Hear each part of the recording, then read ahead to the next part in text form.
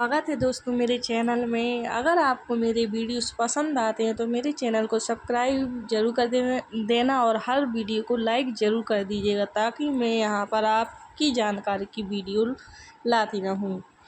तो हम जानेंगे यहाँ पर हरतालिका तीज पर हमें पहली बार क्या क्या तैयारी करनी है। पहली बार व्रत उठाएं या ना उठाएं, तो जिनकी नई नई शादी हुई होती है तो थोड़ा सा एक्साइटेड रहती हैं, लेकिन उसके बाद जब प्यास लगती है तब ध्यान आता है कि तीज का व्रत था, जितिया का करना कितना मुश्किल है। लेकिन ठीक है, आप लोग सभी बातें अच्छे से समझ लीजिए। तो आपको बता दूं कि हरतालिका तीज का व्रत हम कब कब करना है। तो भाद्रपद मास के, जिसको कि हम भादो के नाम से भी जानते हैं, इस महीने को भाद्रपद मास के शुक्ल पक्ष की तृतीय तिथि को हरतालिका तीज का व्रत हम रखते हैं।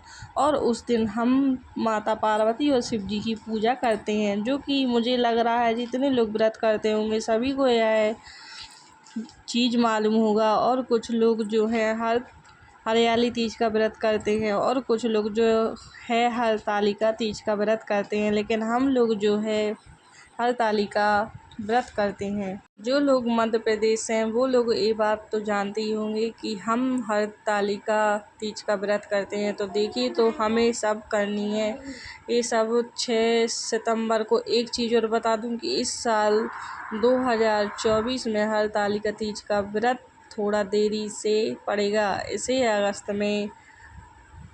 अगस्त में ही पड़ता था, ठीक है, लेकिन इस बार थोड़ा देर से पड़ रहा है। तो कब है? 6 सितंबर को व्रत हमें कब रखना है? 6 सितंबर को दिन है शुक्रवार के दिन हमें हरतालिका तीज का व्रत रखना है। पूजा पाठ करनी है, पूरे दिन निर्जला। यह व्रत 24 घंटे का यह व्रत होता है। निर्जला और ना कुछ खाते हैं ना कुछ पीते हैं। लेकिन कुछ व्रत हमें 6 सितंबर को रखनी है। आप लोग पहले से ही तैयारी कर लीजिए। देखिए, तीज व्रत में पहली बार अगर जो लोग व्रत उठाना चाहते हैं तो इस वर्ष 2024 में आप उठा सकते हैं। एकदम मत हाथ से जाने दीजिएगा, क्योंकि कभी ना कभी कुछ ना कुछ परेशानी सामने आकर खड़ी हो जाती हैं, अड़चनें आ जाती हैं घर परिवार का लेकर।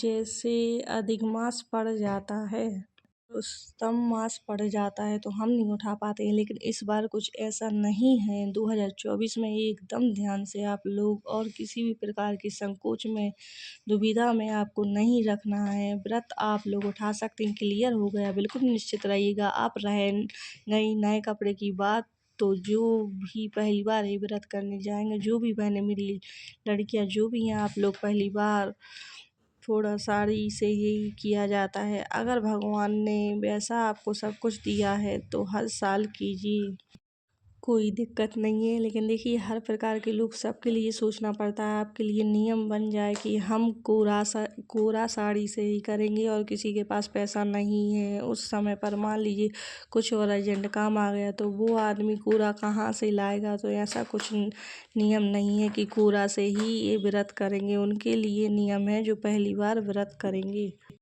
पहली बार ये व्रत कोरा साड़ी से ही, मतलब जो कभी पहने नहीं है। कुछ लोग कोरा भी नहीं समझते, एकदम नई साड़ी से हमें ये व्रत करना है। आप लोग ब्लाउज पेटीकोट वगैरह सब अपना तैयारी कर लीजिए, चूड़ी वगैरह सब खरीद लीजिए। और जो लोग गांव वगैरह में जाते आते हैं तो तीज जितिया करवा चौथ छठ पूजा सबके लिए कोशिश करें। अपने घर परिवार के लोगों से बात कर लीजिए। बहुत दूर रहते हैं तब तो कोई दिक्कत ही नहीं है। अगर पास में ही रहते हैं, कहीं दूर रहते हैं, तो आप लोग सिनौरा और सिंदूर जिसको कहते हैं अपने पास ही रखिए। व्रत त्योहार में लगाने के लिए पहली बार अगर उसी से लगाए तो और भी अच्छा है। लेकिन मान लीजिए किसी कारण और मजबूरी है नहीं लगा पाते, तो चिंता भी नहीं करनी है। जो डेली यूज वाला आपका पीला सिंदूर है, पीला सिंदूर ही लगाया जाता है, बहुत अधिक पवित्र माना जाता है।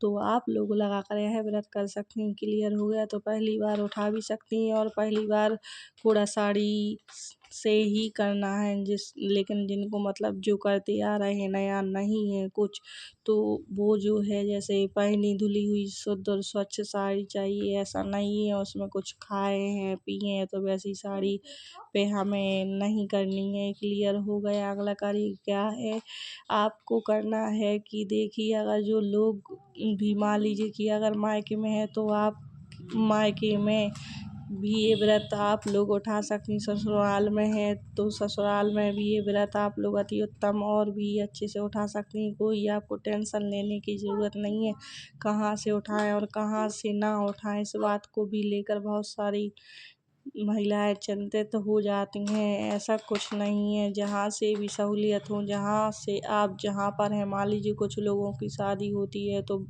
बधाई नहीं होती है साल भर 6 महीने के बाद, जैसे गौना होता है, तो भाई लोग क्या नहीं करेंगे, ज़रूर करेंगे। तो मायका या ससुराल कहीं से भी आप लोग उठा सकते हैं।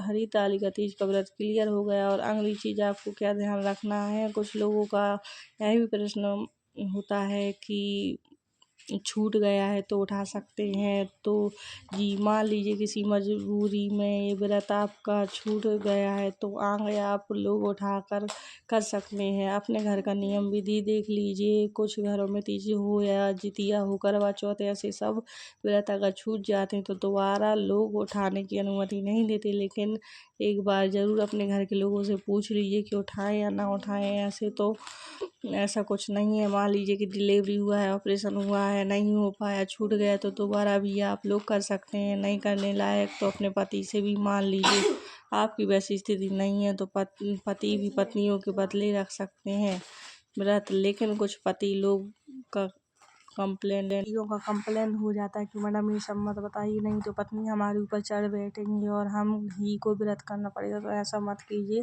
जब कुछ मजबूरी ही हो जाए कि एकदम नहीं कर सकते, शरीर साथ नहीं दे रहा है, तो व्रत छूटे ना, इसके लिए पति से रखवा दिया जाता है। ठीक है, तो आप लोग देख लीजिएगा कैसे क्या करना है। तीज का व्रत कर रहे हैं तो एक साड़ी चाहिए दान करने के लिए। ऐसे तो आप हमेशा कर सकते हैं जब चाहे तब, लेकिन पहली बार का कुछ अलग ही नियम है। कोड़ा साड़ी पहनने के लिए भी चाहिए और एक साड़ी दान करने के लिए भी चाहिए।